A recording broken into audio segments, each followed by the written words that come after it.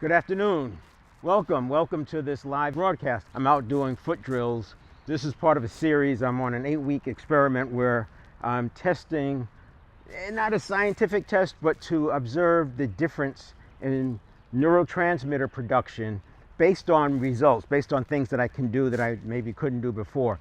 And so I'm doing footwork drills 3 times a week, and some of them I go live. I also will record some of the other footwork drills and then I'll post them on Facebook, the Facebook group Life Expansion After 50. So the reason I'm doing this is because I was looking for a solution to get the placebo effect on demand. I had enough experiences in my life where I knew the placebo worked. I also had enough experiences in my life from martial arts and some neuroscience work back in the 1990s where I knew that there were ways to influence the body, but I just didn't have that connection. So I had this gap. I can get placebo effect certain times with certain things, and some of it was belief, but then what would happen is when the belief dropped off or you got triggered or some event happened, it wouldn't work. And on the other side, where I could influence my body with things, sometimes it would work, sometimes it wouldn't. So I had hit or miss on both ends. And I was looking for this solution, which I called placebo effect on demand, because we know with epigenetics, we've seen spontaneous healing, and whether you believe it or not, the fact exists. I mean, there's stories out there. But on the other side, you have people who have spells cast upon them, and they get sick, even die from the spell.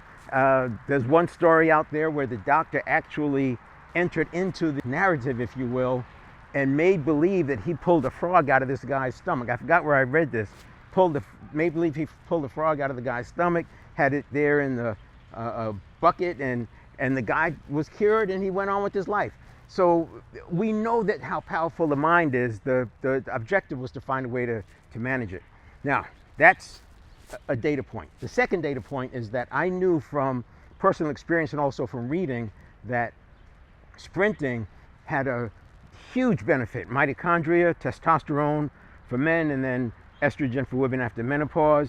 It turns out that there's many other things. I knew about the mitochondria. I started wondering about the NAD+, and sure enough, NAD+ is a benefit from it, but also serotonin and dopamine, feel good serotonin, and the habit neurotransmitter, dopamine, but also acetylcholine, which has to do with the neural pathway communicating to the muscle at that muscle junction, and then glutamate, which has to do with the central nervous system communicating to the neural pathway. So all of these things are coming into play. I was getting back into sprinting, and I started looking at footwork drills to prepare myself for sprinting because I didn't want to get hurt. I've been there enough. I've learned to respect sprinting. Sprinting is such a violent activity when you're looking to improve your time. It's okay if you're just out doing casual sprinting, but when you're trying to beat your last time, it gets violent. And when you pull muscles and these injuries last for weeks, if not months.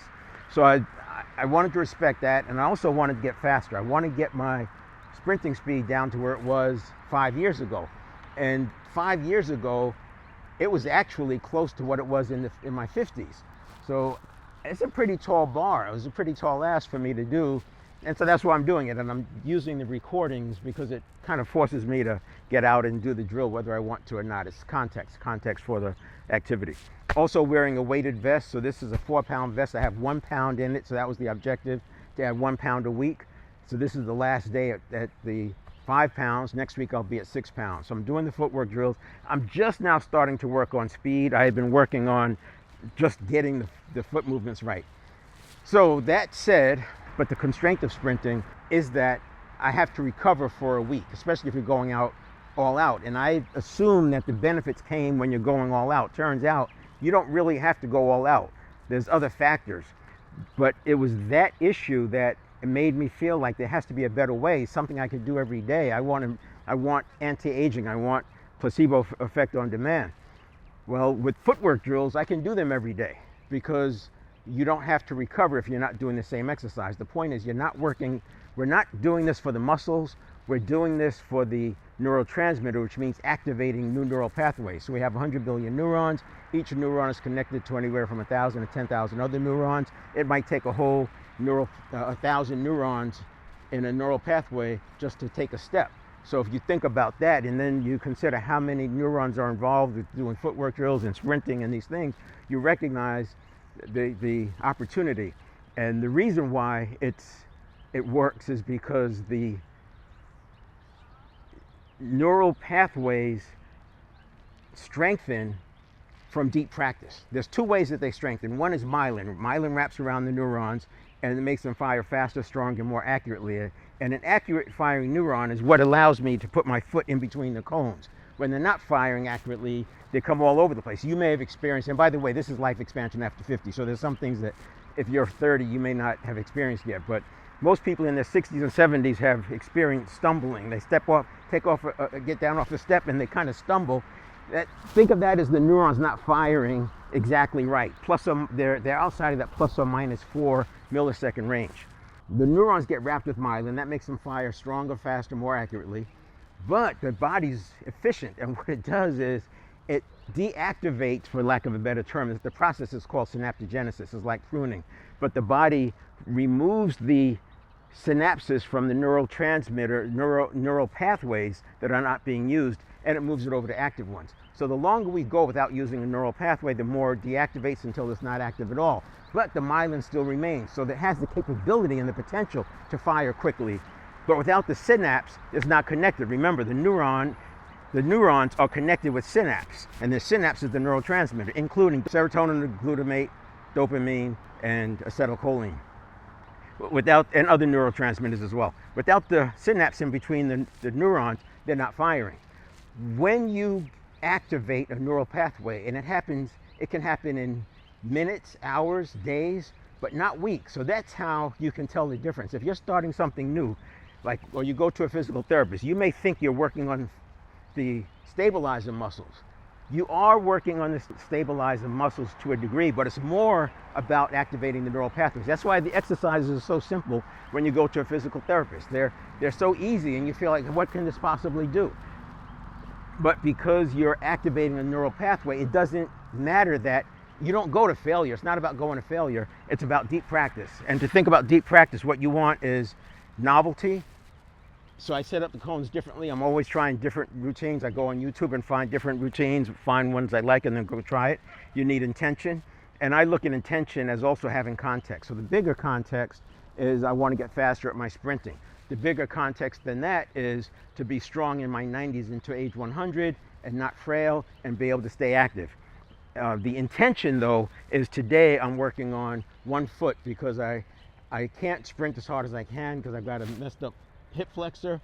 So I'm working on other things. I'll still be running, but I'm going to be working on 1 foot because that's going to translate directly to faster sprinting. Think of it as pushing off with the foot, but I noticed that my 1 foot drills are very weak. So novelty, intention, then we need precision, and you'll see that once I warm up, I'll start doing a precision drill. I'm pointing to the cones because that's where the precision drill will come from, and I believe that by a few more weeks I'll be able to have those cones closer and still do the drill. Today they're still too close as they are. We need balance. The balance will come in a little bit in my warm-up. I'll show you that, but certainly the 1 foot drills will be doing the balance. And then we need explosiveness.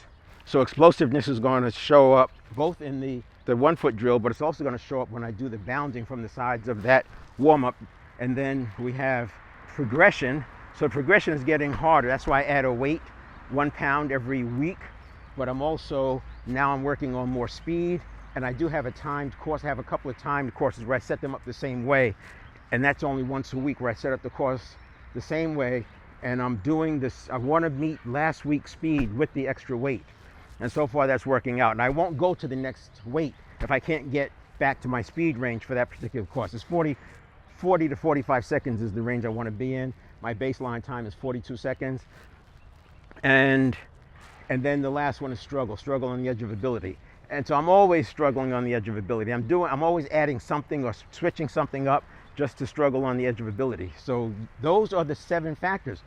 I'm doing it having to do with footwork, but if you look at the broader topic of anti-aging, it doesn't have to be footwork drills. It doesn't have to be anything strenuous. It could be walking up the stairs. It could be getting out of a chair. It could be doing wall squats. It could be walking backwards. It could be on a treadmill going sideways. Now those all are exercise, because I can't give you a pass on not. I'm not going to give a pass for not doing exercise, because the lymphatic fluid cleanses the blood, and that's one of the deals that we have to work with. And I'll talk about it next week when we do the physical area. Today I'll talk about the mental area at the end of the footwork drills. I'll talk about the mental area of the 7 fitness areas framework: mental, physical, spiritual, emotional, relationship, professional, and then financial. But we've got to get the lymphatic fluid moving, because it doesn't have a pump, and we have to have clean blood. We have to have nutrients that get to the organs, and if the body's working too hard to get the blood to the proper pH, which is something like 7.35 to 7.45, if the body has to work too hard to get the blood to that pH level, then we're creating inflammation and oxidative waste. And inflammation is a problem. By the way, footwork drills reduce inflammation. There's so much that comes out of this footwork drills and sprinting.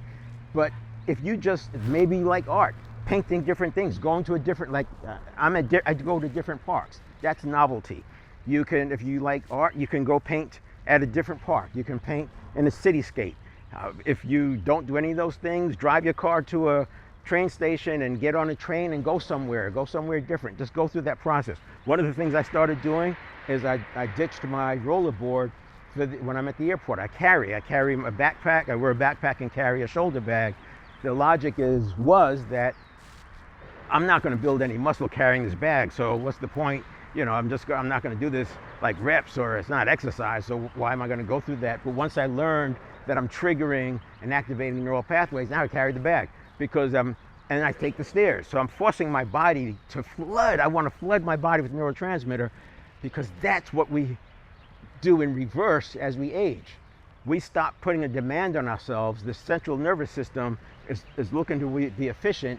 It stops the neurotransmitter production, and next thing you know, you can't do this and you can't do that. And that's a powerful understanding.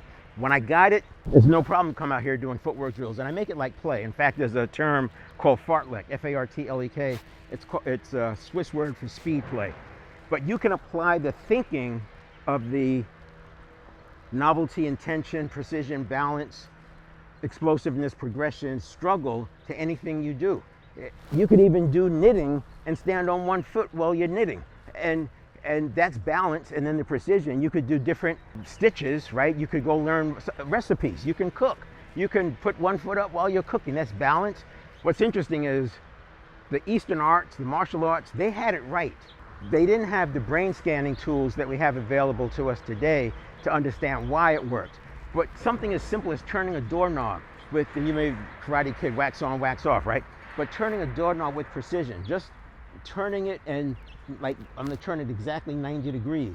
That's adding precision. What that does, the whole struggle, deep practice, without going too deep into it, you can read the book Grit by Angela Duckworth or Talent Code by Daniel Coyle.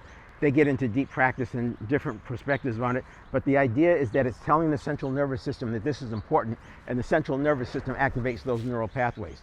That's why if you've been in martial arts, or you like sparring or whatever, and you train with somebody who's done internal strengthening exercises, sometimes when they block you, sometimes their limbs feel like steel. And imagine like in Tai Chi, it's like, what is that? They're not doing anything. Well, they're doing a lot, because they're activating neural pathways along that entire range of movement. Same thing with yoga.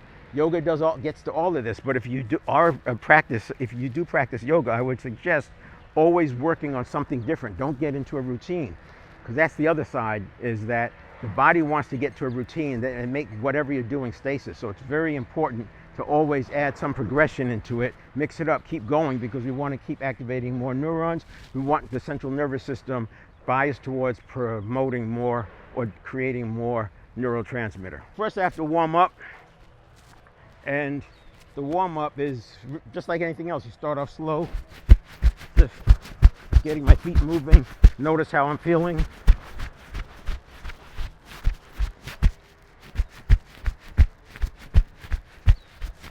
Notice how I'm pausing.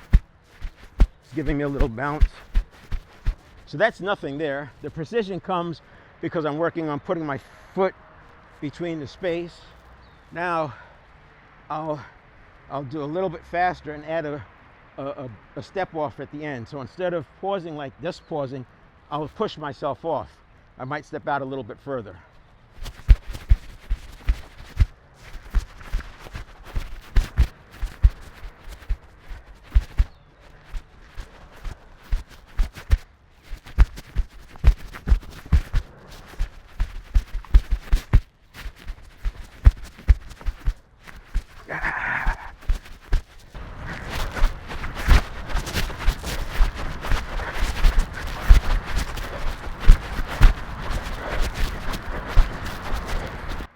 A little sloppy there.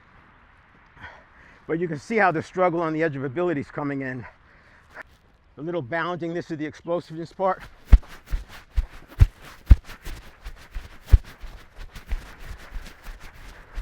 A couple of other things that happens. So normally, if I was doing real footwork drills for sprinting, I would be recovering more in between each exercise, because getting this much out of breath is going to have an impact. Plus, it's only like 100 degrees today. I'm spiking the breathing. This is important. I already talked about the lymphatic fluid, but breathing, most people tend to breathe too shallow, and we should be breathing much deeper. If you do this one simple thing, give it 2 weeks, you'll start to notice a difference. 5 minutes in the morning, 10 counts exhale, 10 counts inhale, 10 counts exhale, 10 counts inhale. So that's going to be 3 breath cycles per minute. And you don't want to start there.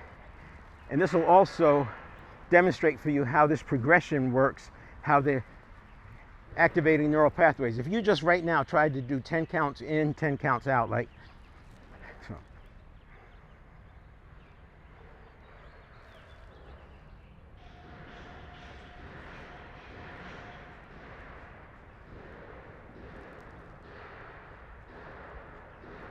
So I just did 10 counts exhale, 10 counts inhale. So that was 20 seconds, 3 breath cycles a minute. But if you just out of the blue try to do that for 3 or 4 or 5 breath cycles in a row, you're going to start feeling like you want to inhale or you want to exhale. Try this. In the morning, you drink a liter of water, and while you're drinking the water, you can take a break on the breathing while you're drinking the water, make it simple. But start off with just 4 counts. 4 counts exhale, 4 counts inhale. The next day, do 5 counts.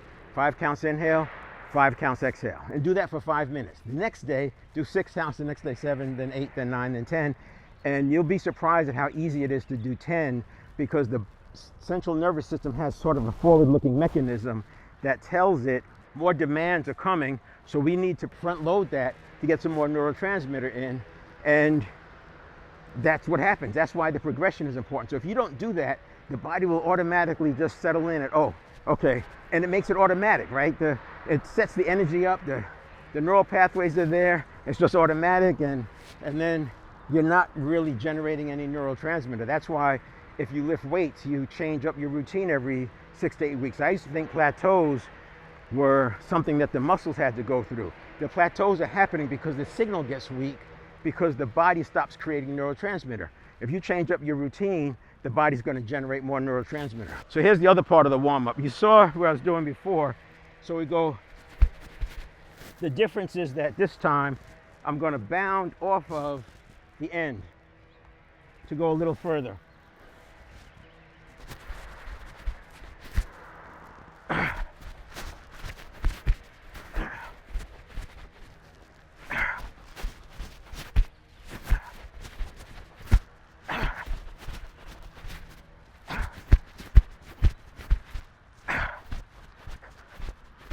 So that starts to get some explosiveness in there. And I'll start moving the cones a little closer, because I want to skip to that. I want to skip 2 spaces. Once I can skip 2 spaces, I'll start moving them a little further apart again. And that's an idea of the progression, just what I was talking about. The other thing I want to say about breathing is that breathing is responsible for expelling 70% of the body's toxins. Now, getting rid of toxins is important. Like I was telling you earlier, if you have toxins, the blood has to work extra hard, or the body has to work extra hard to get into balance. The breathing is responsible for expelling 70% of the body's toxins. The fact that I'm breathing so hard and exhaling like that, that's a good thing. Plus, I'm spiking the heart rate, which helps heart rate variability. Heart rate variability helps with willpower. You are probably familiar with decision fatigue, and it's similar. Through the day, the willpower wanes. With the number of decisions we make, willpower wanes. But the stronger your heart rate variability, the better your willpower. And there's more to say about willpower. Today I'll be finishing up talking about the mental area, and I'll bring up willpower because I think it's important. Right now, so we've got a few more drills here.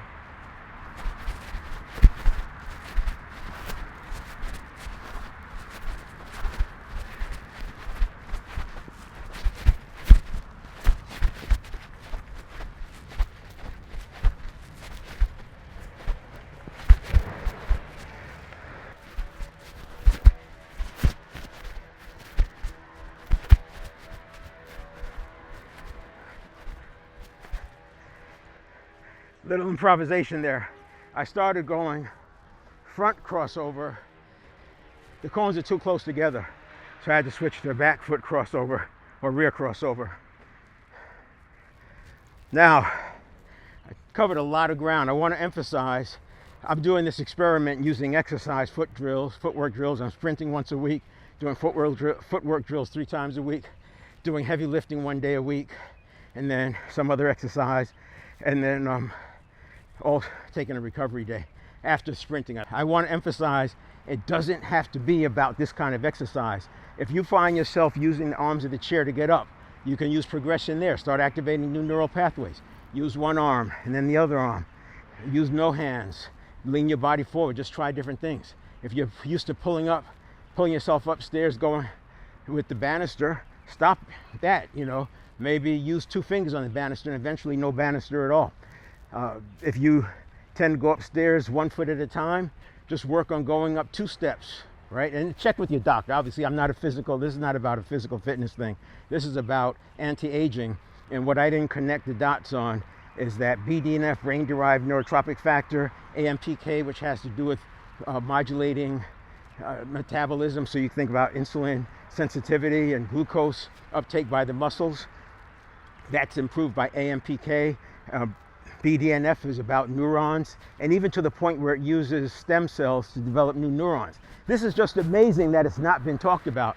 And I don't think there's anything nefarious going on. I think the bar is so high for scientific research, especially when you consider that a lot of this in the neuroscience field is in the infancy. The brain's over 100,000 years old, and a lot of these breakthroughs have been in the last 4 decades, which is just baby steps in the context of a million-year-old brain.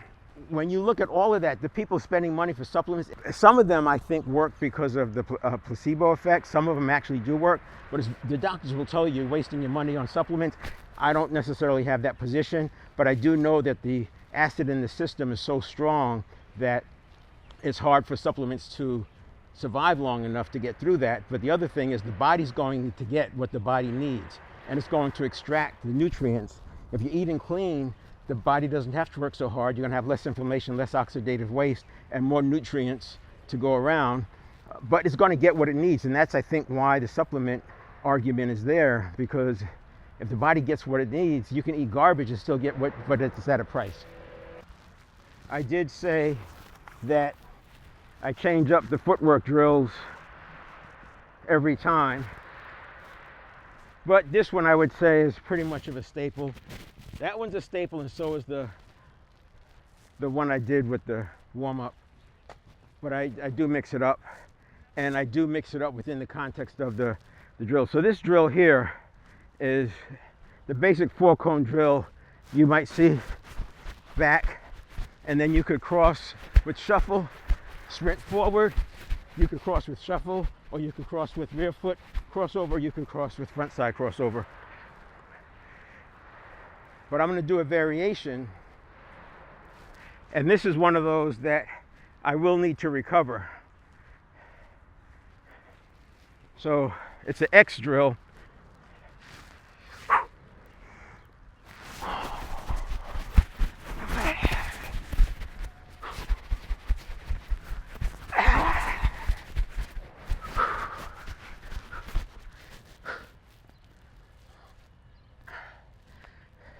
This is a good drill because it gives me a chance to work on a lot of things at once: the precision, the bounding, and also the sprint start.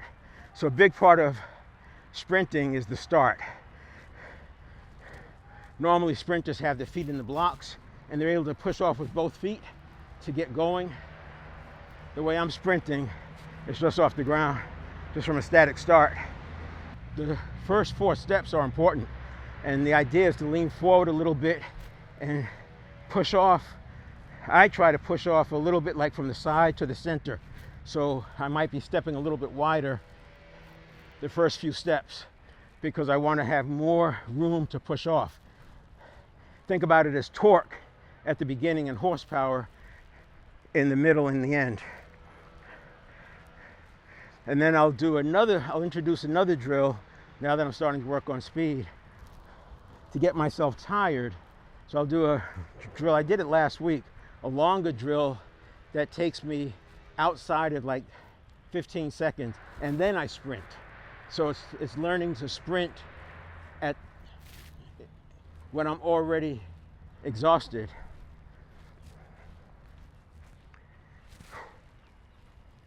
All right, let's do this again.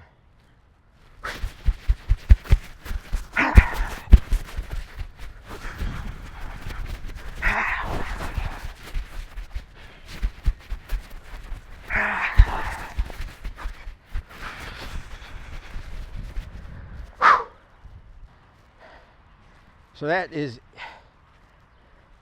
just a quick drill. Now, you'll notice it doesn't take very long. I'm doing more talking than anything else because I'm having to recover. In sprinting, I may sprint for 12 seconds. I'm using 3-minute recoveries. So it's kind of standard. So many benefits. I encourage you to Google what are some of the anti-aging related benefits with sprinting.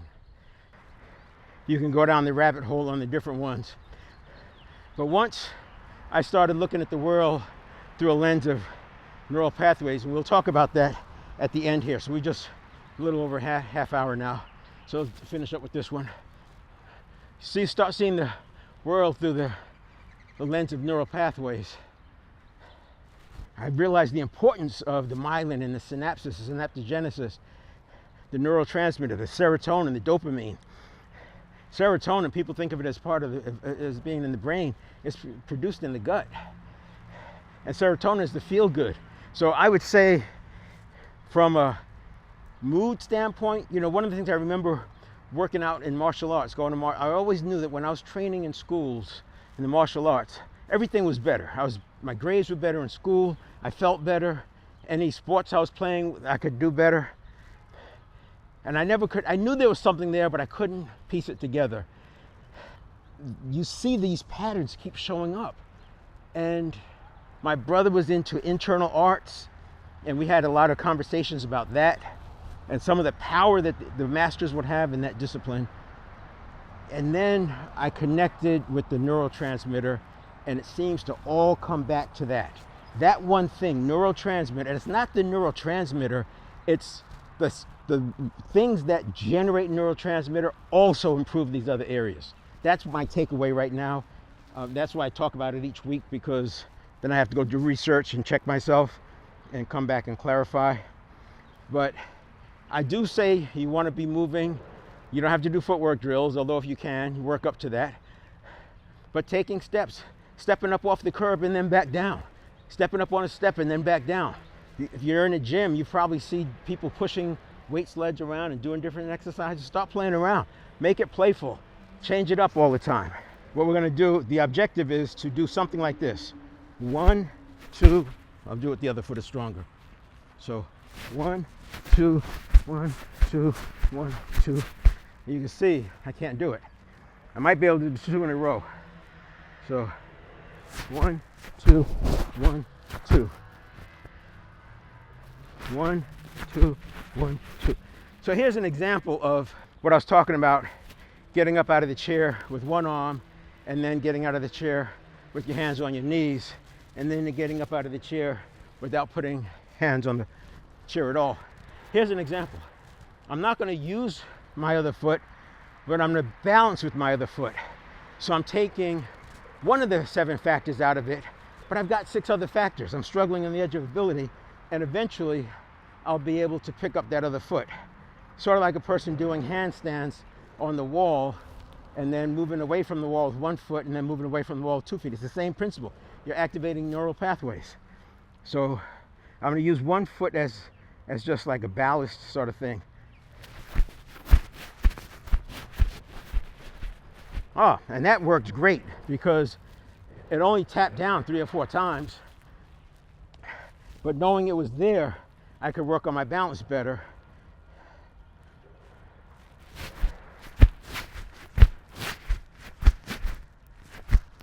Nice.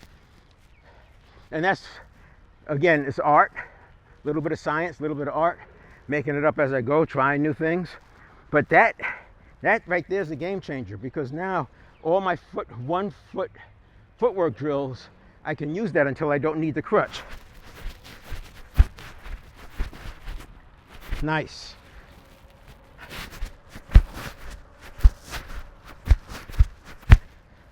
I almost did a whole rep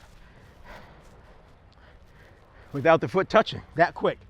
It's just how fast the neural pathways can get activated. See, and there is a difference between, see how I'm winded already. There's a difference between myelinating a neural pathway and reactivating one that exists. So getting them wrapped with myelin takes longer. Same 7 factors, but it's going to take more time and deep practice and routine, and it should be exhausting. If you're playing the piano and you're using deep practice, you'll find that 5 minutes of practice can be exhausting. The same way as if you decide to start driving in different cities and following different directions and using a map instead of GPS, what you'll find is that it's exhausting. But the 3rd weekend you do that, it's not exhausting anymore. Anyway, we'll do this again.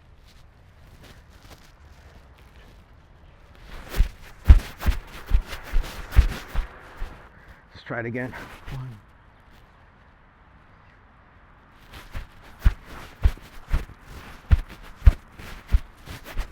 So slowing it down helps.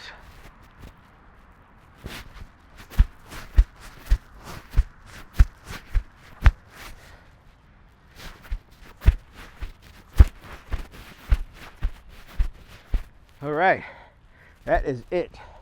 This next part of the conversation is the 7 fitness areas. That's my framework I use as a coach to help people through making the shift from have, do, be to be, do, have. You may not realize or may not think about it that way, but if a person is not happy with their results, their outcomes relative to inputs, or their outcomes relative to intentions, there's some way that's breaking down in these 7 fitness areas. So it's mental, which is what I'm talking about today. I'll do part 2 today. It's physical, the blood, the oxygen, health, lymphatic fluid, getting rid of toxins, making the body work, setting up so the body doesn't have to work so hard for toxins. The spiritual area, that's going to be awareness and helping you gain control of the powerful present moment. And then we have emotional. So if you're getting hijacked or easily triggered, we get rid of that. And then the have side, which is relationships, professional, and financial. And I run laps around the first 4, mental, physical, spiritual, emotional, mental, physical, spiritual, emotional, to gain space and agency and personal leadership to make sure it's big enough to do the task that's calling you in the relationship, professional, financial. So let's say you're starting a new division in your company. You're gonna have to step into a new identity to do that. And that's where we do those laps.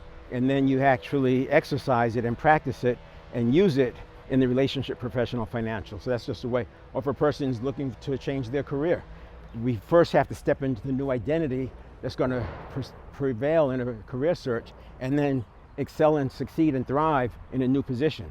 So we don't want to take the old habits in there. We want to start with new habits. And you can think of the 7 fitness series as a way of resetting your identity. I said that we have stimulus, a reaction, and a response. And what I said was, too many people, they let their response equal their reaction, which is not a good thing. Then last week we spent the most of the time talking about the fact that there's a big space, and I call that the pre-stimulus. But when you think about 33,000 stimulus response cycles a day. We're constantly priming ourselves for the next stimulus response. This is why people in the field talk about all you're doing is repeating the same patterns, you're living the same habits, you're running the same life over and over and over, and you think you're trying to change, but it's not going to change because you keep doing the same thing over and over. And you got 33,000 decisions or 33,000 stimulus response cycles, and they're all feeding and priming the next one. So we don't have to take charge of all 33,000. And let's say that, using the logic that 95% of what we do is done by habit. So that would say that we're running probably 31 or 32,000 of them are by habit, and then maybe 1,000 of them are conscious. I don't need to get 10,000 of them in the conscious side. I just need more than like 1,000 or 2,000. I'd be happy with 3,000 or 4,000 as an example. We have beliefs, neuroplasticity, and that's kind of what we were talking about today. It applies to thinking the same way it applies to exercise. That's an important point. So muscle memory is not really muscle memory, it's really nervous system memory, and that nervous system memory applies whether you're talking about exercise or you're talking about getting ready for a speech or a presentation. Then we have priming. Priming's big. And mindset. I talked about this last week. That's still up there. You can go look at last week's live event. And then we have physiology. So physiology is more important than people think. First of all, the neurons are physiological, right? Neurobiological. And you can prime yourself with physiology into fight or flight, being prepared for fight or flight. You can prime yourself for courage with your physiology. And more to say on that, and these are the things we talk about as we go through those laps, because there's so many layers to unpack, and it depends on where the client is and where their head is and what their obstacles are. But when I talk about this today, instead of thinking about yourself, if you maybe think about somebody that you know, somebody who has challenges with things that they're doing, and then see if it resonates. So we have beliefs, neuroplasticity, priming, mindset, and physiology, right? We have our pre-stimulus, state of mind, state of being. So there's cognitive state of being, there's a physiological state of being. So if I'm already carrying a posture of depression and I'm sad and I'm walking around, woe is me, and I get hit with some negative news, I'm already set up to go into fight or flight. So we want to watch our physiological state of being. And then we have a stimulus. And that stimulus generates a reaction within a quarter of a second. Our conscious mind is not even aware yet. To put it in perspective, cats respond in like 50 to 80 milliseconds. A quarter of a second is 250 milliseconds. Dogs are about 150 milliseconds. And athletes can get down to that 150 milliseconds because they're constantly training. You see them doing the different speed exercises, reaction drills. And then a quarter of a second later, the conscious mind comes online. We have a choice, but we don't realize we have a choice because it happens so fast. We could choose to disregard what the subconscious is telling us and go with what the conscious mind wants. But too often we let the response equal the reaction. And this is what we're going to talk about today. I'm assuming that we have the ability to get ourselves into a physiological and a cognitive state of being that's appropriate to deal with the challenges that come to us in the day. So now what I'm going to do is break this stimulus response cycle into 6 steps. Now it's all in 1 second, so stay with me. And it's a lot easier if you're thinking about somebody else rather than yourself, because you're in it. And it's almost like asking the fox, is the hen house locked? So you already have the answers before you have the question. But if you're thinking about somebody else, you'll see it. Right? So we have a stimulus, then we have a reaction, that's a quarter of a second. Then we have a response from the conscious mind, assuming we choose to do that. Then we have a decision. And then we have action. And if it still goes wrong, we do emotional modulation. So there's your 6 steps. Now these first 5 can all be inside of a second. The emotional modulation step is more like another 90 seconds. This is the mental area, and it's not all of it, but I can go through the mental area over and over and over. It just depends on where the person is getting stuck and why they're getting stuck. And it's like unpeeling an onion, because we can get it solved in one area at one level. Like a person is in sales and they get it hammered, nailed down, they got it going, and they get promoted, and now they have to sell to groups, and selling to groups has more challenges, and then we have to go through it again. Because it's a different identity that's needed. It's different steps that's needed. It's different habits that are needed, habits of thought. And we have to also get past the fight or flight, the fears, the anxieties. So stimulus comes in. Think about somebody who's struggling with where they are, and they're stuck, and they're trying to make it work, and they keep running into a brick wall. Think about that person. They tend to, if the stimulus is to leave to go to an appointment, that's the stimulus. The reaction is, okay, the first thing I'm going to do is get ready. And if the reaction and the response is that, now they're off into just getting ready. But if you think about somebody who's habitually late, here's what's probably happening. What they do doesn't work. It leads to them being late all the time. But because they have a stimulus, and the reaction is not based on what works, but how they start. So the stimulus triggers starting the same way, and now you're 33,000 decisions, right? So let's say there's several hundred decisions that are going to be made in that getting ready process. They're just doing the same thing over and over and over, and then they're late. If the person did this, instead of starting with what they want, they go to the end and say, my desire is to be there 10 minutes early. So what's the step I have to do that before? How do we get away from here, because I don't want to confuse it. They go to the end and say, I want to be there 10 minutes early. What's the step I need to do before that one? I have to get in the car and start it and be on my way out the driveway by, whatever time. What do I have to do before that, for that to happen? I have to be finished. I have to get my keys, the blah, this, all that stuff in my head, and all that has to be done and ready by, 10, 15 minutes after the hour. And what do I have to do to have all that ready? I have to be able to get ready completely inside of this window. And the window I have is this. And I want to do it calmly. I don't want to be rushing. So they're not going to use their personal best. You can see what that happens, right? Sometimes people, they give themselves the amount of time they need for their personal best, not allowing for traffic, not allowing for glitches, not allowing for not finding the keys. Then what has to happen?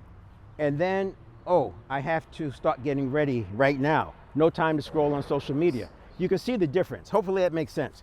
So the old way would be they have to go for a meeting, and they start the same way, which is I think about how much time it takes me to get there, but they connect with the personal best, because that's how they always do it. It's primed. 33,000 decisions. We're doing the same decision over and over. They make the decision based on my personal best. It takes me 27 minutes to get there. So that's how much they give themselves. And they say, I have to leave by 9:33. Things always happen. Now, if you go to the end, in that same example, they go back and say, we want to get there 5-10 minutes early. They start coming back. What do I have to do to get that? What do I have to do to get that? What do I have to do to get that? Now, it's no longer leaving at 9:33. It's now leaving at 9:10 or 9:15, and which means they don't have the time to scroll on social media. They don't have the time to lollygag. They don't have time for a second cup of coffee, whatever it is. That's just an example to start painting some pictures. Again, not directly related to this illustration I'm doing now. This illustration is stimulus, reaction, response, decision, action, and then if needed, emotional modulation. So this whole first part is 3/4 of a second. From here to here is 3/4 of a second. This is an extra potentially 90 seconds if needed. In here is where the cognitive biases come into play. Now, I can't measure this, I can't prove it, but knowing what I know about cognitive biases and other mental heuristics or cognitive heuristics are shortcuts. They could be meta programs. It could be, so you think about that person who's late all the time, it's almost like that whole thing has become a meta program. It's a a bundle of neural pathways that have fired in so often at the same time, the neurons that fire together, wire together, that becomes a meta program. That comes in at this place right here, and it collapses. It has the potential to collapse the reaction, the response, the decision, and the action all into one. So it takes all of these, makes it one, and it puts it right there. And this person thinks they're so smart because that's what they were rewarded with in school. They have a stimulus, they already know the answer, they know what to do, and now you can't change their mind. You've had that happen. And if they get triggered, remember, you got this emotional modulation out here. If they get triggered and you don't catch it, they can spiral very quickly. We don't want that. And most of you have seen people where you walk around on eggshells, tiptoeing around on eggshells because you don't want to trigger them. And I remember having to explain projects to senior people who the whole thing was you build up this whole deck to make sure you don't trigger anybody, and you got to put in this page so that person doesn't get triggered, and put in this page so that person doesn't get triggered. And it's you waste a lot of time, and it's because of this thing that happens. We've been rewarded for having the answer right away. So now, in order to handle the cognitive biases, what we're going to do is put in a step that's called the positivity exercise. In the positivity exercise, we're going to train the subconscious, we're going to train the neural pathways in that process to, instead of looking for threats, to be biased to look for good. Now, it's not quite like that, but if you consider that the subconscious, the objective is to stay alive, so it's predisposed to look for threats, and it makes threats out of things that are not threats, what we want to do is use the positivity drill or positivity exercise to retrain the subconscious. And then that way, when you get to the reaction, it's less likely to be, oh my gosh, the house is on fire. Oh my gosh, we're going to lose everything. It realizes that there's no threat. And then it's off looking for some other threat. But that particular stimulus is not a threat. Just that alone is going to give you peace. Then we have the ability to pause. So this is a quarter second, this is a quarter second. And in this quarter of a second, we want to pause. But what happens is, if you're already triggered here, or you've already made your decision and it's collapsed, the response and the reaction is one, there's you can't pause. A pause is basically just reaffirming what you already believe and what you've already said or thought. So what we're going to do is now pause, but this isn't just a regular pause. What we're going to do in that pause is we are training the subconscious to hand us off the information. So the subconscious, because this network of neurons, think of it as the energy running through the neural pathways, in this quarter of a second, it's had the ability to process 1 million bits of information. So the subconscious, the network of neurons, the neural pathways, energy flowing through them, processes 11 million bits per second. The conscious mind only processes 50 bits per second. So by a half second in, the conscious mind comes online. It's slow at 50 bits a second. The subconscious has already processed 1 million bits or more, and it's just going to give this off. And if it's predisposed to look for danger, it's going to hand you this thing with all the threats. We don't want that. So what this one is, this pause, we're actually training the subconscious. We don't do this real time. You have to do this with exercises. It takes a week at a time. The positivity exercise takes about 4 to 6 weeks. But you can do these other ones with awareness and just trials, just do reps. It's just like the footwork drills. You do reps with doing it perfectly with some deep practice. So here you're training the subconscious to hand off. I like to think of it as the first step of problem solving is clearly define the problem. So first of all, it's not a problem, it's an opportunity, because we don't have the negativity, we've got positivity. And this is not positive thinking, this is not reframing, this is changing it at the subconscious interaction stimulus response level. So even before the reaction, the bias is already shifting. Then what we're doing here is it's giving us the problem solving model in quick real time. It can process 11 million bits per second. Why not give me a quick version of a low cost solution? problem-solving model is clearly define the problem, come up with possible solutions, choose the best solution, implement and follow up. So what's the best solution? So in other words, it's giving me a recommendation. So that's happening here. My response now, I'm going to do that pretty quickly. The response will be either I'm going to do it. So out of my 33,000 stimulus response cycles a day, 30,000 of them I'll probably do exactly what the subconscious handed off, because habits are good, right? I mean, I don't want to have to learn how to brush my teeth every day. So habits are good. So 30,000 times I'll probably do exactly what the subconscious was recommending, or the network of neurons. But 3,000 times I may intervene, and so I have 4 choices. This is all happening. We're still not at, we're getting to 3/4 of a second.